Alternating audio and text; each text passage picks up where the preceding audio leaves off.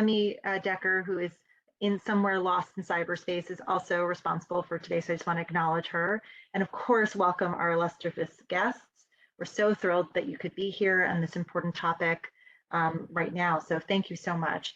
Rather than going through a very long introduction for everyone, because I could go on and on raving about each of you, I thought it might be more fun and maybe informative would be to start with each of you maybe talking about a project that's either going on now or one that you've worked on recently or even in the past, research practice partnership that you felt was particularly positive or reflected kind of the way you'd hope things might run, and why, you know, what was it about and how do you make sense of it? Maybe in a little introduction to each of you.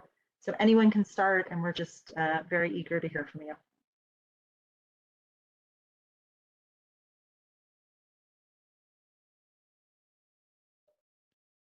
Guess I'll jump in. Hi, everyone. I'm Liz Zumpe, and I'm currently a visiting assistant professor at the University of Massachusetts Lowell. And starting in January, I'll be an assistant professor at the University of Oklahoma in Tulsa.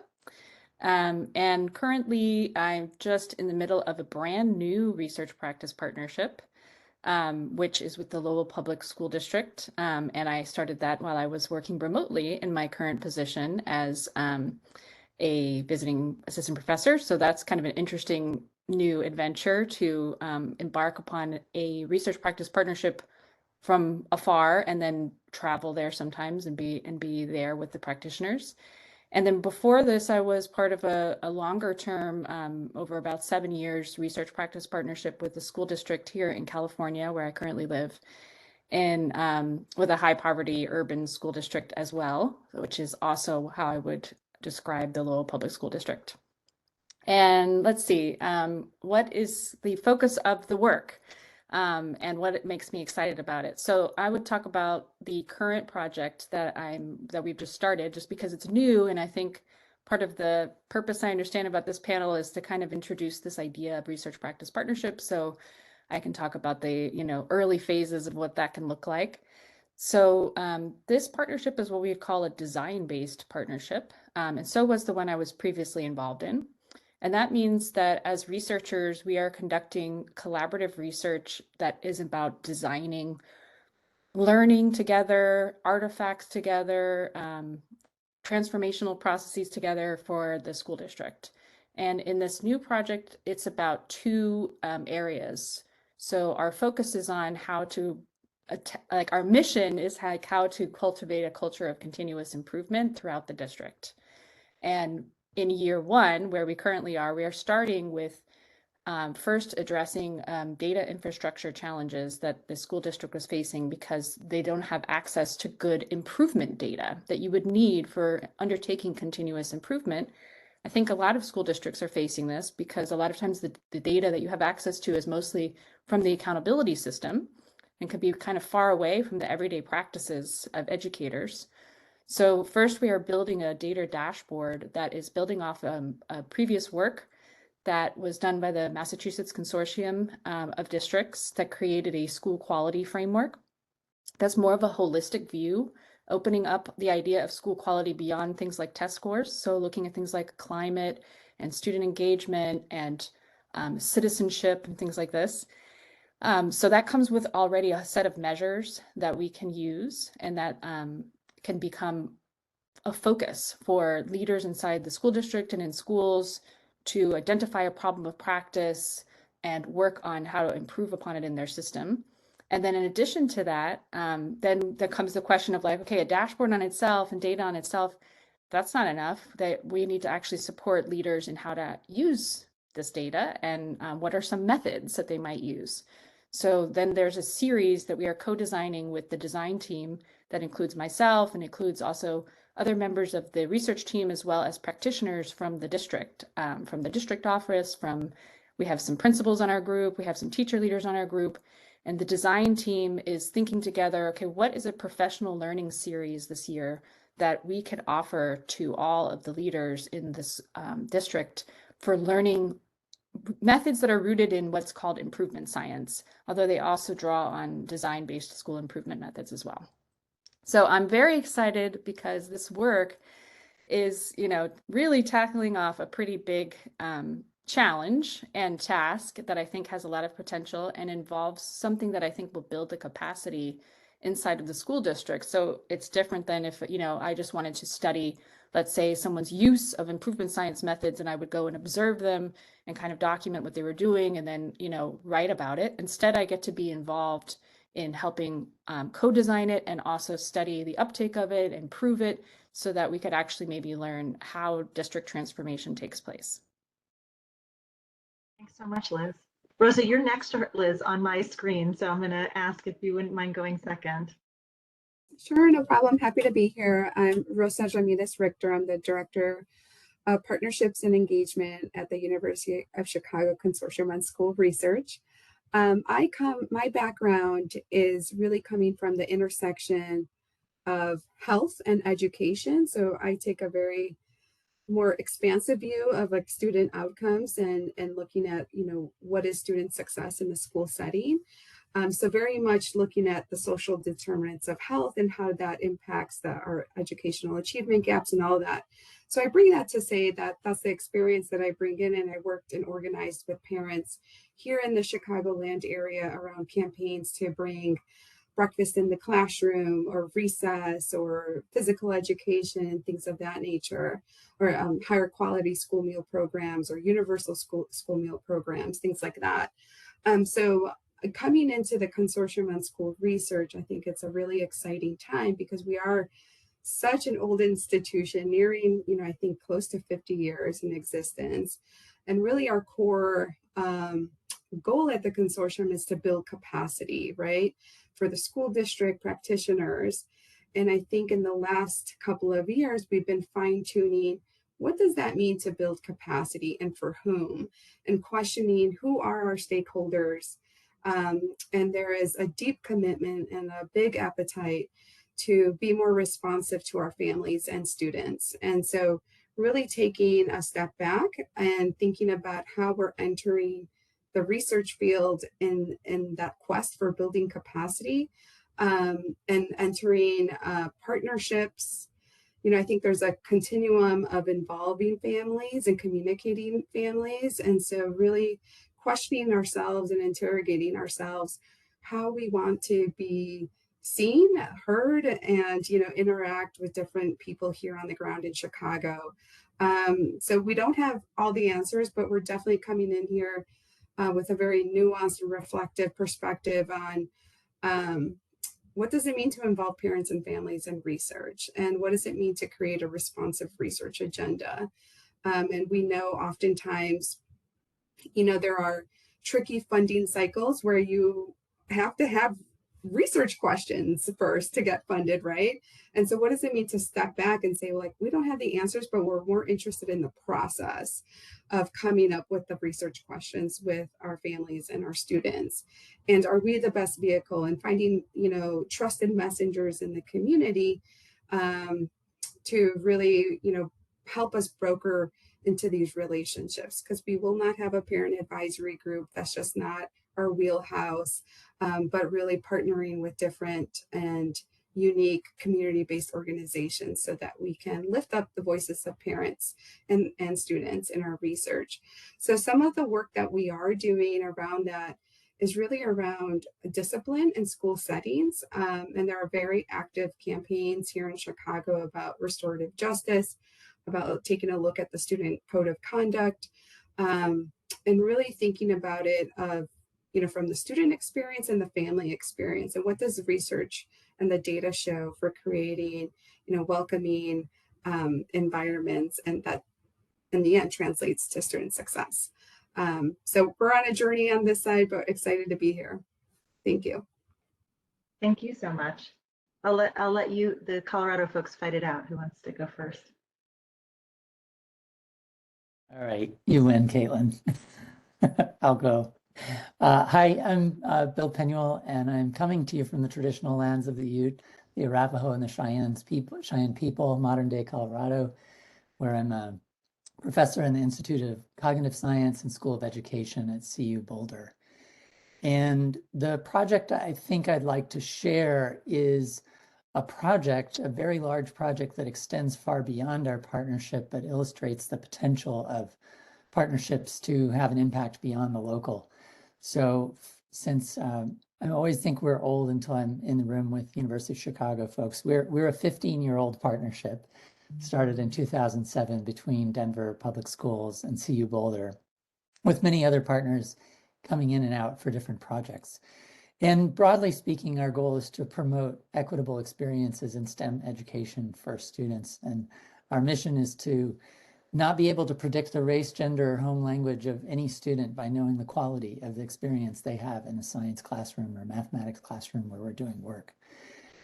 For the last several years, we've been co-designing instructional materials, high school materials aligned to the next generation science standards with Denver Public Schools teachers, as well as teachers from around the country.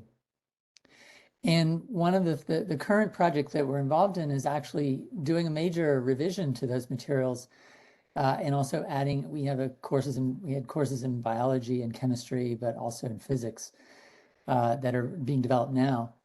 And it's through a project called Open SciEd. And Open SciEd is a national initiative to develop free curriculum materials aligned to the next generation science standards that are really trying to be inclusive and focused on equity in terms of their design specifications, so that children, specifically those that we owe an education debt in our society, Black, Latinx, Native American students, girls, gender non-binary students, emergent multilingual students, that we center their experiences in the kinds of choices that we make in our curriculum materials. So what we're doing is we've taken our co-design process and really brought it to a multi-institutional partnership that is also a partnership of sorts too among 10 states across the country that are pilot testing these units, but also we're involving teachers who are involved in the field testing and co-revision of these materials. And one of my favorite parts of this process that we've gotten to, so quote, scale up, is that we always conduct, in order to select the focus of units in our science units, they're all problem-based units, or we say in science ed, phenomenon-based units. And we conduct an interest survey of students, and that we've always done that inside Denver, but this time we've been able, for every unit that we've created in high school, get between 800 and 1,000 students across the country. And we present them with a range of choices of possible things that are aligned to the standards we're teaching.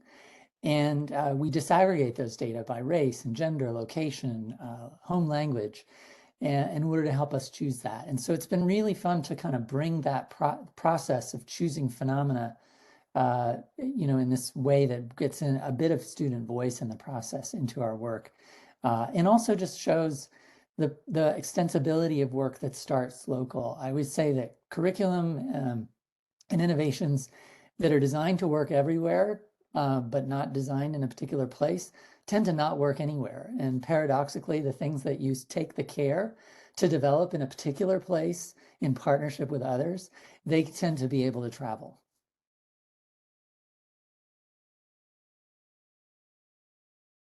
Thanks, Bill. Caitlin? Hi, I'm Caitlin Farrell. I'm also I'm an associate research faculty at University of Colorado Boulder, although my home base is Sacramento, California. I think that maybe the piece I can contribute to the conversation, having different pieces of work going on, but maybe to provide a little bit of a different perspective to this group, is being someone who is trying to think about and capture and build a knowledge base around research practice partnerships. So as an emerging field, I've been involved in interviewing RPP members and thinking about and writing for practical and scholarly audiences around what RPPs are, what could they be, what are emerging tensions in the field. So I maybe in that way are sort of like an RPP groupie. In that I've learned so much from everyone on this call, being in the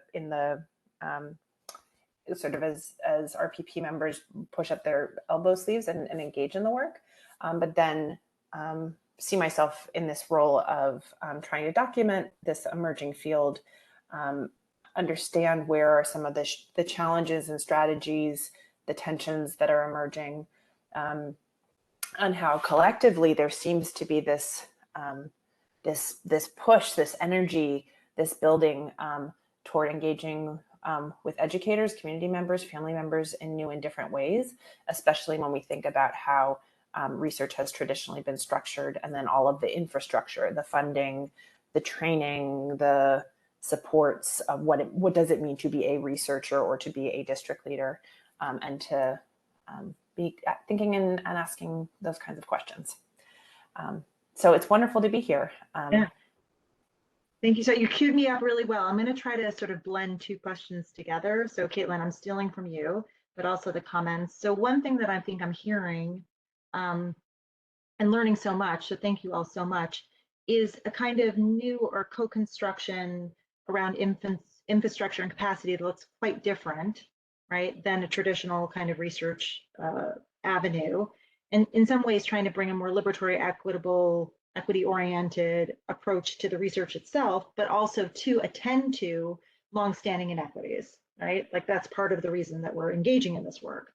At the same time, we have a long history, I think, Caitlin, you were kind of hinting at this, of the academy not being a true partner in this work, power dynamics, obviously whiteness and other things.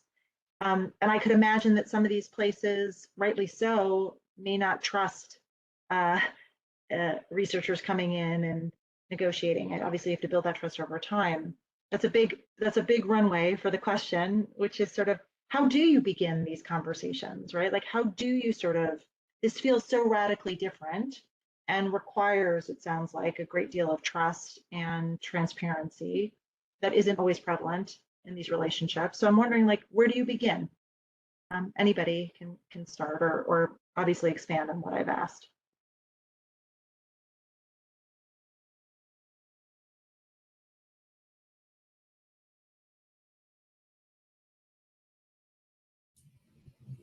I can jump in just with a little bit of experience in terms of what we're doing. And I think a big piece to not recreating transactional relationships and all of that is really doing some deep listening and constructiveness listening and holding space for that. And so creating opportunities or seeking those opportunities to really listen to your stakeholders. So on our end, we've been doing a caregiver, parent, and family listening sessions with some trusted partners of ours. So of course, we're starting with who we know and then snowballing from there.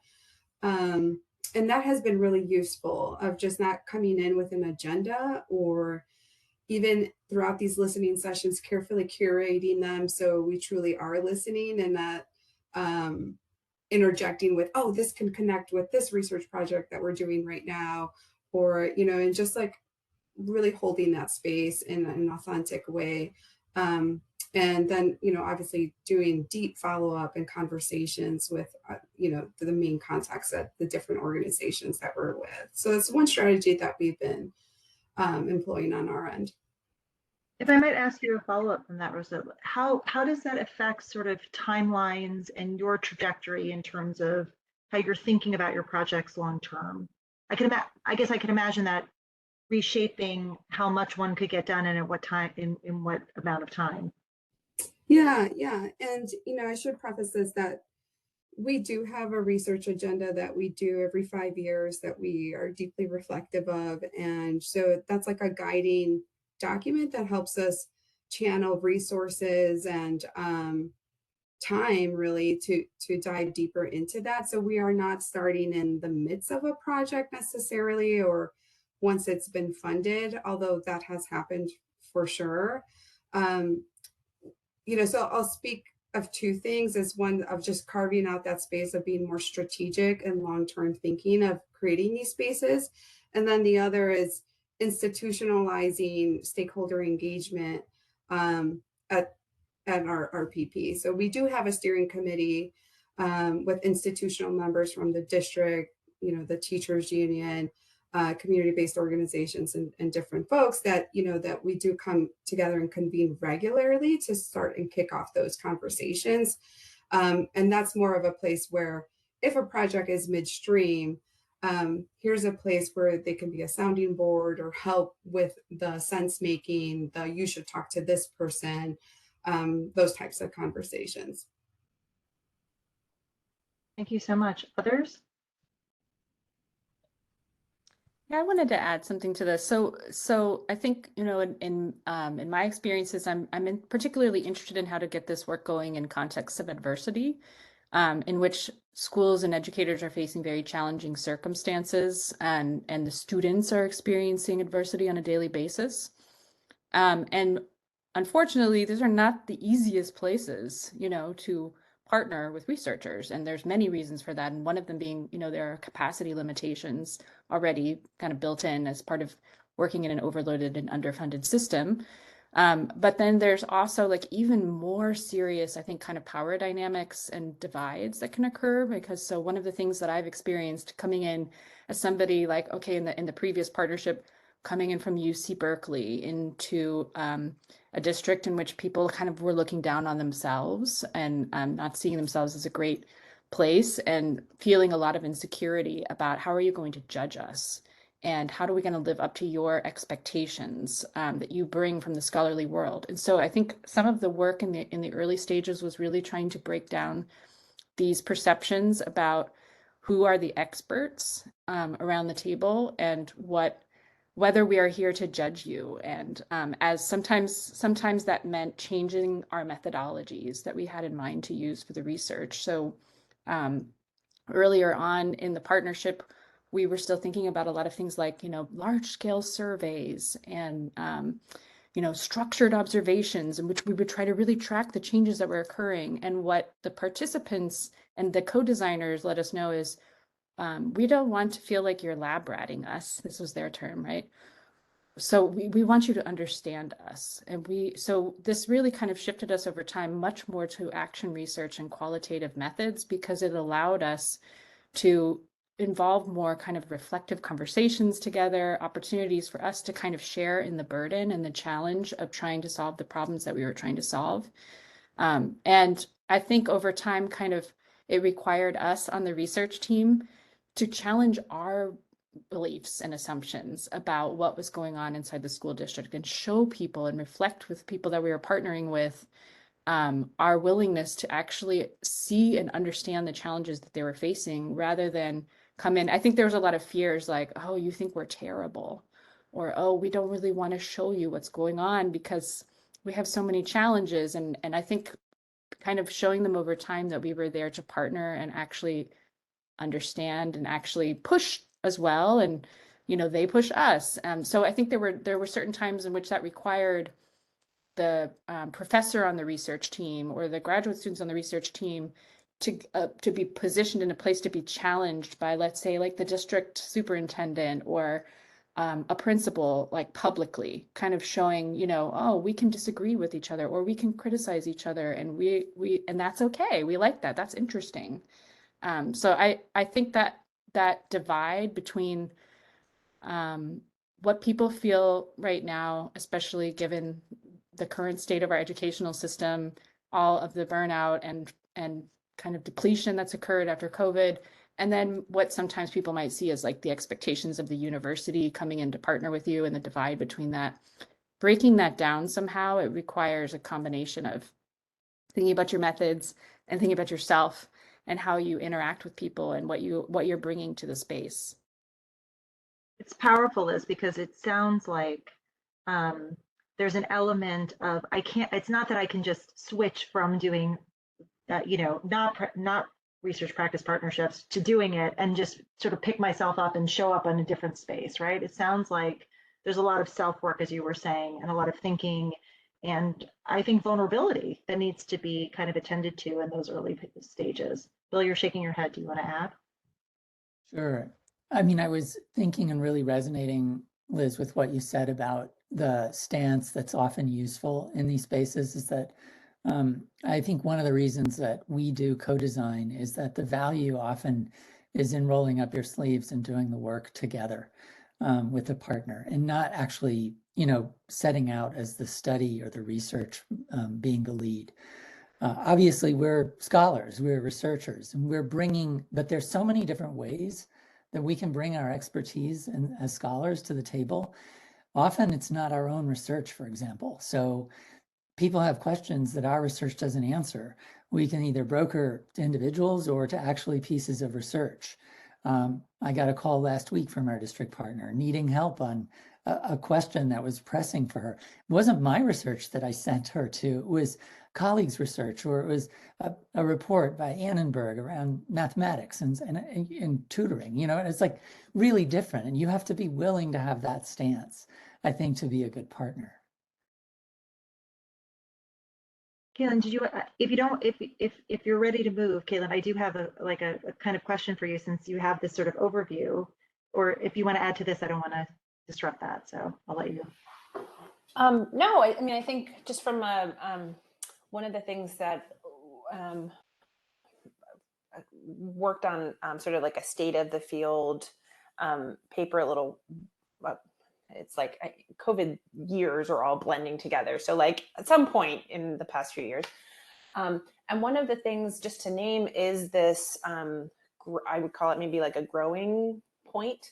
I think that the RPP field in maybe the past decade has thought and talked about the sort of research practitioner power dynamics, and thought about some of the status issues, and if we come at it from an organizational perspective, like the academy in a school district or a school or whatever.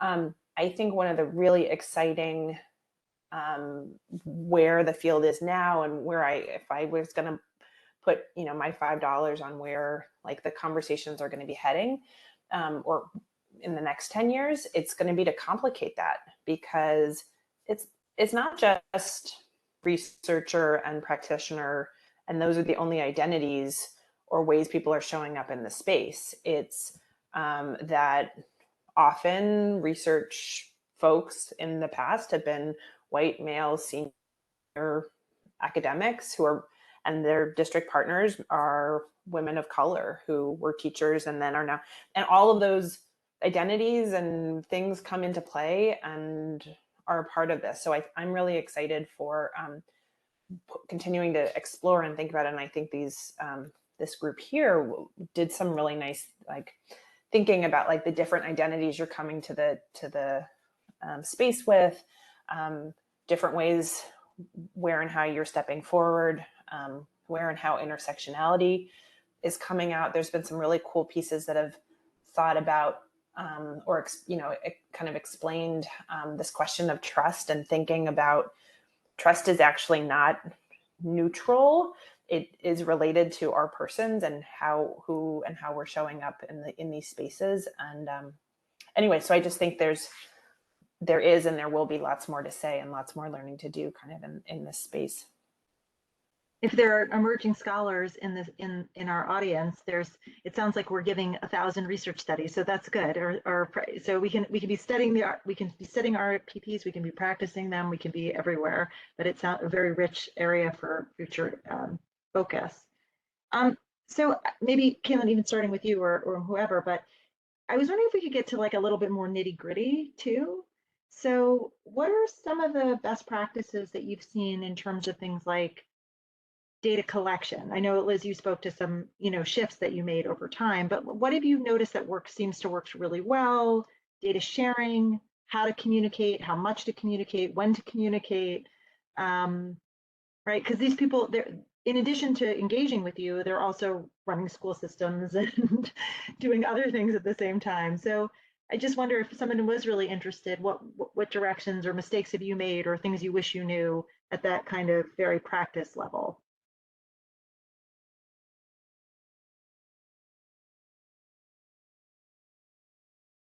I think that's better for the other panelists to. Well, you may have seen somebody and you said and thought they shouldn't be doing that. They should be doing something else. But either way, I'm going to punt it over to the other panelists on this one. I can give it a start. I mean, one lesson I've learned many times is that if people in an RPP don't buy into the data that you're collecting, they're not going to collect it for you.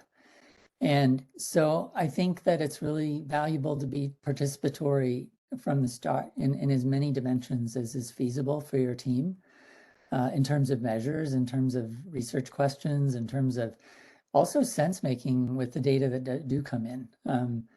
Those are all things that sort of help you stay true to like the commitments to partnering, make sure people have ownership over the data, but also like, you know, this is to Caitlin's comment about kind of role blurring too. Like, you know, we don't just have practice at the table because they have the wisdom of practice.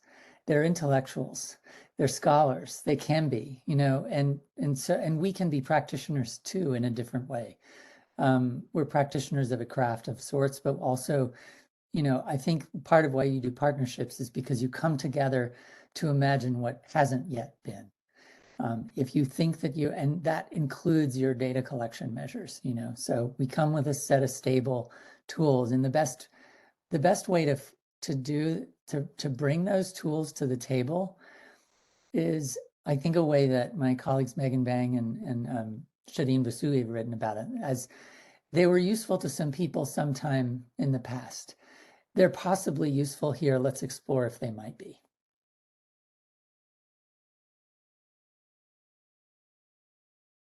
I could just add a couple of other lessons learned. So I definitely underscore what Bill was just saying about being participatory and doing that as much as possible from the beginning. I've also had the experience, though, that sometimes that's something we've had to grow into in the partnership, particularly if you are working with under-resourced educators and environments. I've come into it like with a spirit of wanting to be participatory, and found that educators are kind of like, well, that's your role. I thought that's what you were going to bring to the table, right? Like, we're doing all this other work. Like, we need you to be the data person. And then, you know, that can, though, then still lead you down the path of, okay, well, then we will do that, but then where should we share this data with you? And then we still need your help to collect it. And then, like, when are we going to talk about the data? So I think one lesson I learned is to try to set up some routines around data reflection. And just, it sounds kind of like almost like a no-brainer, but it requires a little thinking, kind of, because it's actually not how I think a lot of educator spaces are, unfortunately, they're not always set up for this, to kind of like have a regular space and time dedicated to like, let's look at our data and let's reflect on our findings. So I think just even establishing that as an expectation and routine, and having a place, you know, an area and a group in which that will occur, so that then you could organize a timeline around what's being collected when, and when it can be reflected on. And then that same space can be a place then for collaboratively agreeing to, like, well, here's the data we think we should be collecting. Here's the research we think we should be doing. Here's the questions we think we're answering. Are these collectively our questions? We don't want to just collect researchers' questions, but I've also learned the lesson that, you know, educators have a lot on their plate. They're doing a lot of stuff all the time, and they don't necessarily want to be put in a position of like, here, well, you come up with the research question, right? So I think sometimes some of the labor and the extra labor, I guess, that's involved in a partnership has to fall more on the external partner side than on the internal partner side, particularly in the beginning stages, until you've really been able to become more collaborative and make sure that everybody's needs are being met. I'll just add to that quickly. You know, obviously we have many years of doing this, but the steering committee that I referenced is one way that we do create that reflection space, the buy-in space, and district leaders are a part of that. But all of our research studies come in front of our steering committee at the front end, and then right before we're close to figuring out the story, and we're perhaps a little closer to really writing the narrative here. But it's been really instrumental in creating a safe space to figure out the nuances and the messaging. And in addition, we also have a no surprises policy in place where we're going to publish all of our research, right? You know, the district can't tell us to embargo something until a later time. We'll publish it. But we do give them like a 30-day review period. And that's been really instrumental for, you know, if our goal is to create actionable research to influence policy, for them to process, to be really reflective, and not be on the reactive of shutting things down that might not be flattering, or figuring out how to really message and dig into this. And I think that's really served really well throughout the years of having that policy of trust, of like no surprises, like everything that's coming out you've seen, and you've had plenty of opportunity to weigh in and ask questions and have, you know, clarifications be made. Thank you. And that actually sparks for me a question that I was thinking about, also given the sort of where we are as a field right now, and that nothing is neutral, right? Like that this work that you're doing is not neutral, and there presumably is a kind of orientation towards advocacy. I'm wondering about how, or if, maybe if and then how, the work that you're doing sort of also helps to position those practitioners to advocate for particular things for their schools or their school systems or their students. And I was wondering, is that part of how you're conceptualizing it? And if so, sort of, what does that look like in practice?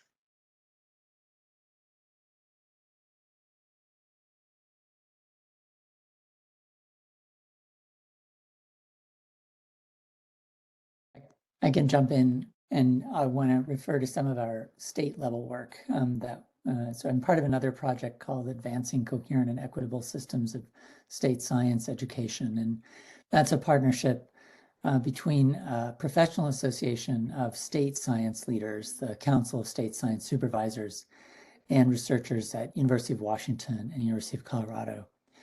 And in that work, we're very explicit. We draw on some work of Caitlin around strategic leadership, knowledge leadership, but we're actually working with leaders to help them like with how to frame equity initiatives in really difficult political circumstances. And so we collaboratively designed a series around political framing of equity initiatives, and people got to workshop being in kind of fishbowl situations when they were arguing, also within their state agencies, but also with other stakeholders. So in this case, it's like a very explicit focus of support. And I certainly hope people use research to support that advocacy. But in this case, where, you know, this is part of the partnership's work, is to directly support leadership development in advocating for equitable change in their states.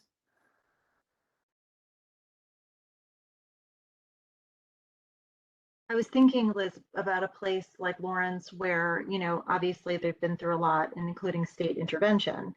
And sort of, you were saying earlier about reframing some of the away, or maybe it was Bill, I'm so sorry, away from sort of just achievement tests as a major function of like, right, measuring a value. To me, that feels almost like a political act in some ways. And I'm wondering sort of how that how do teachers come to kind of conceptualize or understand that relative to their self-advocacy or advocacy for their students?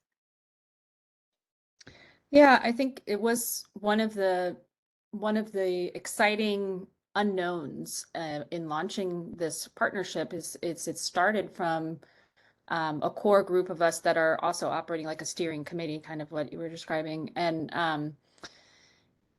you know, had an interest in data and improvement, right? But then the question is, well, what kind of data and improvement for what kinds of purposes? And at the same time, this is a school district that has a parallel initiative running around culturally and linguistically sustaining pedagogy. But typical fashion of many school districts is that those initiatives are run by different offices and different people, and you know, like, so one of the challenges that we are working on right now is how to bring these facets of the work more together so that leaders are learning about school quality data, improvement methods, and culturally and linguistically sustaining pedagogy, equity lens, implicit bias, as part of the same kind of, you know, package. So that's one tension I would name. And then the question becomes then, okay, so we are orienting people towards data in our project that is not just what they are used to looking at. And that is not necessarily what the state of Massachusetts encourages them to look at. So then we are putting them in a position, we're putting ourselves in a position, we're putting them in a position to say, is that legitimate? Should we be looking at this? You know, how do we, are we risking that, you know, people are going to ignore this data and just gravitate still towards the data that they're used to looking at? So we experienced an early challenge with this when there was actually there were these two dashboards that were released at the same time because of the state of Massachusetts. The DESE, the State Department of Education, decided to actually offer like a dashboard service that would provide all the state data that they usually collect readily at your hand on a dashboard at the same time that our project was starting with this holistic school quality framework dashboard that was looking at a different array of data. And the design team was faced with this challenge and we said, well, what should we do? You know, should we like hide one or the other? Should we introduce both at the same time? You know, like, you know, at first we were thinking, well, we don't want to overwhelm people with like different messages. And, you know, it was really the school principals and the school teachers on the design team that stood up and said, well, I think we need to make sure that this holistic dashboard is there from the very beginning of the year, because otherwise, what is the point of this work that we are doing? The point of the work that we are doing is to show people that we need to look at data in different ways and we need to think beyond what we've been asked to look at. So I thought that was kind of powerful and sort of getting to the tension you're talking about of like, you know, we are helping people sort of take a political stance that's different from what they're being held accountable for and what the state is asking them to do.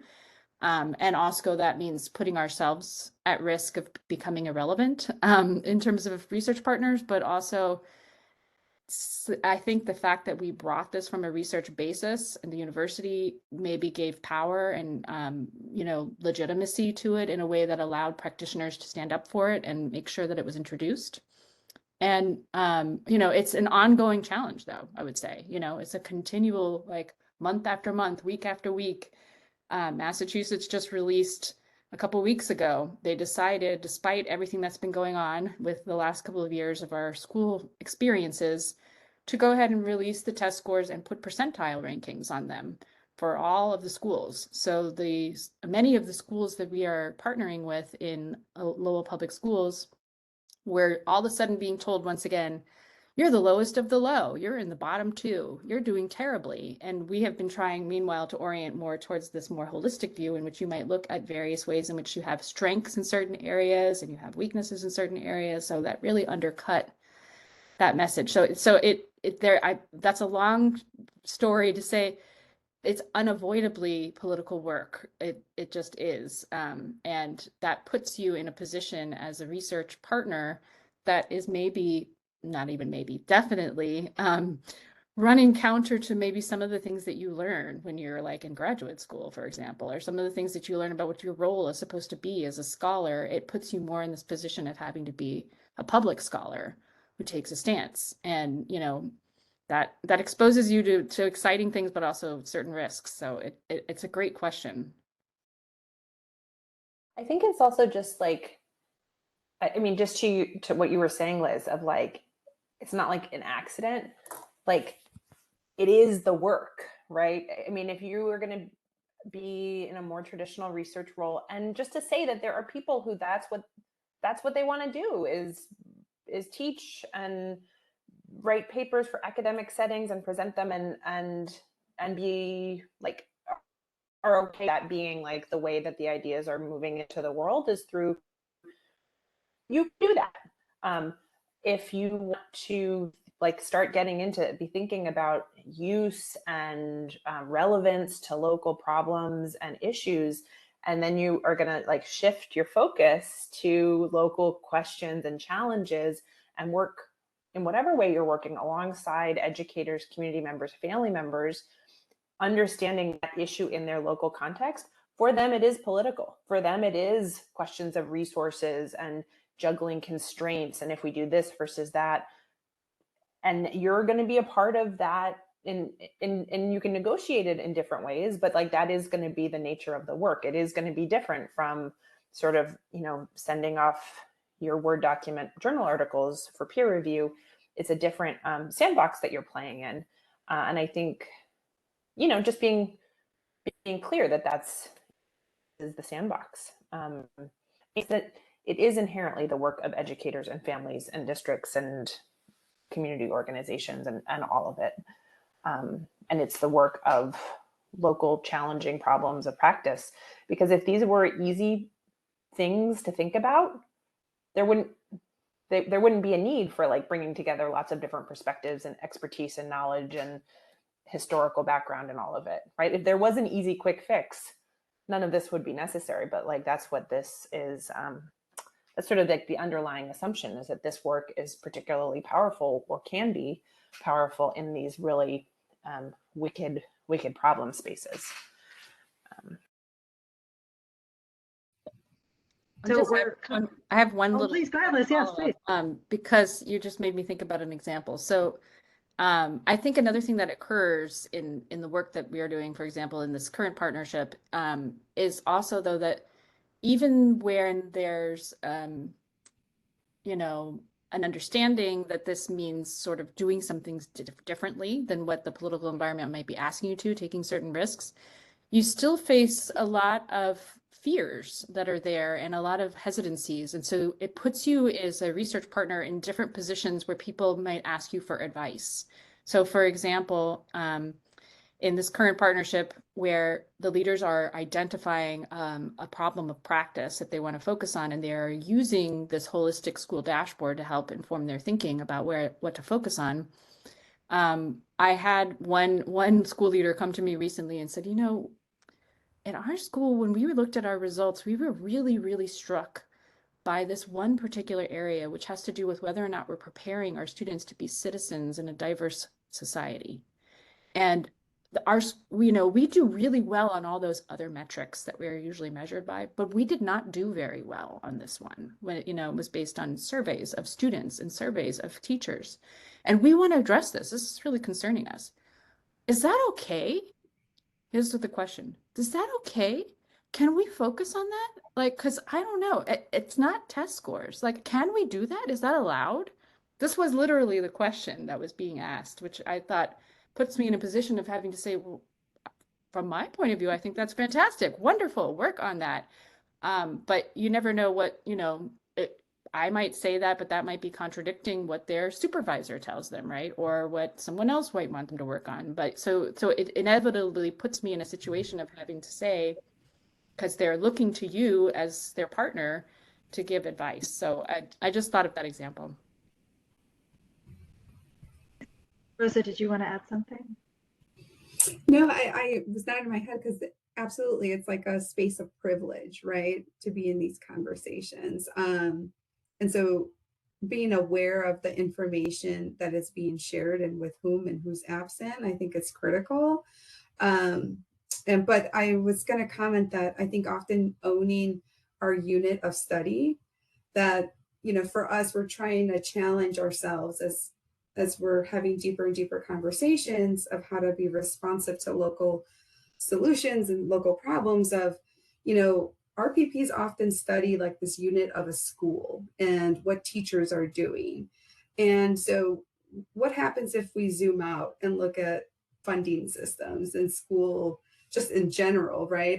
And so I think being cognizant of even our starting point, our unit of analysis is really key. And you're right, I think things could just be political because those problems don't necessarily want to be studied. And so being really aware and owning that tension and navigating it carefully, I think is really important. Thank you. So we're coming up on time. I just wanted to ask one last question, but before I do, just in case, I just want to say thank you. This is so nourishing as a conversation and so hopeful about where we could be and how to make our work meaningful. So I just want to say thank you to all of you. It's really, I'm heading into the weekend feeling pumped up. So thank you so much. I did want to just ask you, how do you think about success? How do you know that your partnership went well? what are you looking towards, or how are you conceptualizing a successful outcome to these ventures, or I guess collective work?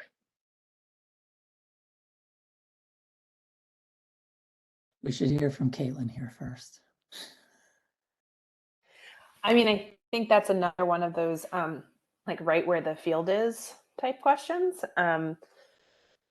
In the ed research world, there are and have been questions of like, why this? Like, what is the value add of this kind of thing versus just the sort of traditional way of doing research and design development? So, I mean, that's kind of a different point of like, for funders, how do they know if this approach to supporting transformation and change and research works? So putting that aside, I've been working with colleagues, including Bill, and I'm sure like some of the RPPs represented in this call on thinking about tools. We've been in a design space of designing tools related to key areas of where RPPs, where from the field of RPPs have said these are really important things we want to hold ourselves accountable to. So around building trust, engaging in rigorous research, supporting the practice organization to make changes, producing knowledge for the field more broadly, and building capacity.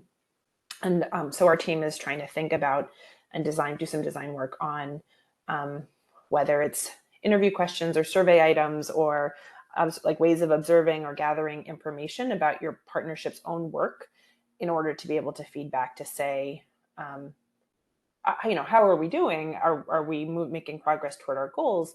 But also just as, one of the things I think, like I would be surprised if across this group of RPPs, they haven't experienced leadership turnover in the education systems that they're working in, leadership or personnel turnover on the research side, issues where, 3 years of COVID and like the sort of disruption in the education system. So I think that the other thing that we're trying to co-design these tools for is just to understand that like inherently RPPs, we think, are a strategy that can help, because you're working around local problems in close partnership with your practice or community partners.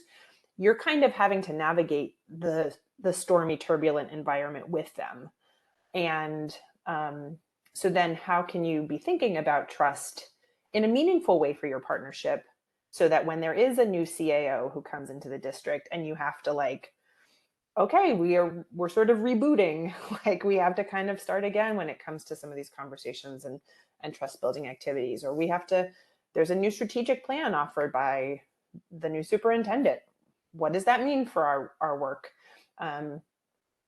To have some tools that are not just this sort of static measure of how many articles did your partnership publish, but to also have just some tools and thinking tools to help with this really complicated work that is required. So that's what we're trying to cook up. We had like a 4-hour meeting on Tuesday to do some of that design work. So more to come for sure. Thank you so much. We have about 2 more minutes if anybody else wanted to jump in on that very comprehensive response.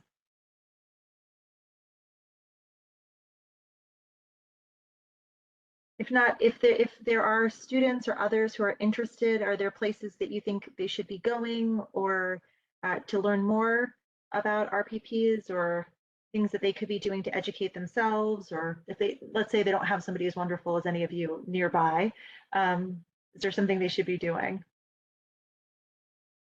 I wanted to add just one thing around the outcomes. The work is really hard.